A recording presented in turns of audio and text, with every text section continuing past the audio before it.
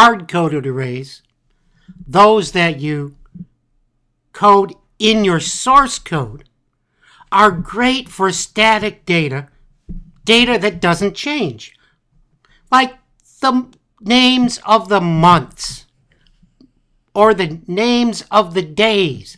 But most data is dynamic, and we can really make the best use of arrays in Perl by making them dynamic. After all, Perl will allow you to create arrays as large as they need to be. So in this podcast, we talk about input-loaded arrays. We're going to create some arrays that will load by our keyboard.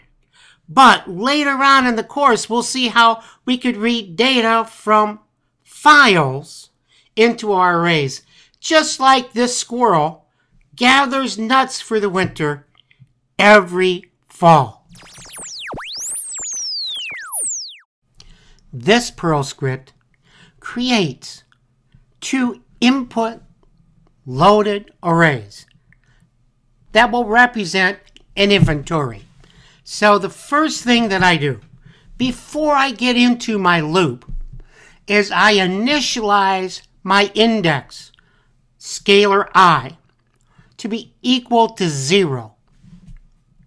I then print a prompt, enter a part number, which is my priming read, to give me some data before I begin my while loop.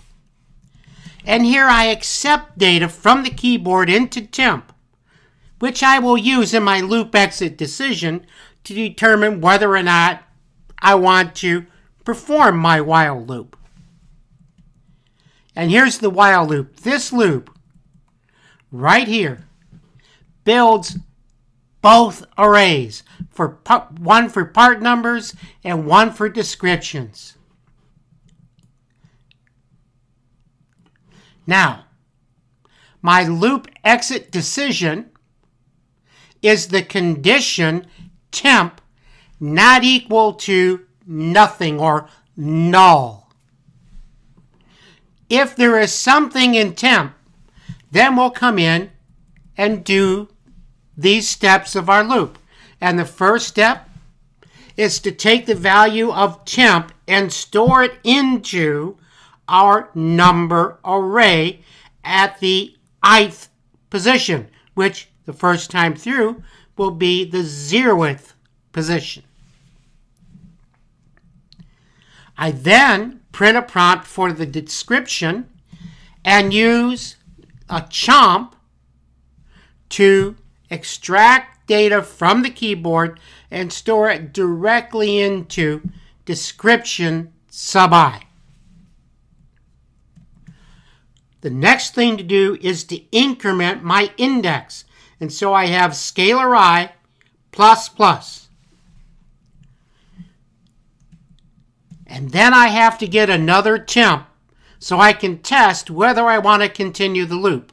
So I print my prompt, enter a part number again, and then use standard in to accept data from the keyboard, store it in temp, and get rid of the carriage return. We'll go back up to the while statement, and if temp has got something in it, if it's not empty, not null, we'll go through our loop again. And we continue until we have an empty value of temp or a null value of temp. At that point, our two arrays are input loaded. To show our array, I'm going to print it out at the bottom. I'll print out a title inventory, and then indented I'll print out a table of number and description. Number on the left, description on the right. And that's all there is to it. I've got my terminal window open and we're ready to rock and roll. Let's type in Perl input and hit return, and there's our program. Our title is Table Lookup, and we're being asked for a part number.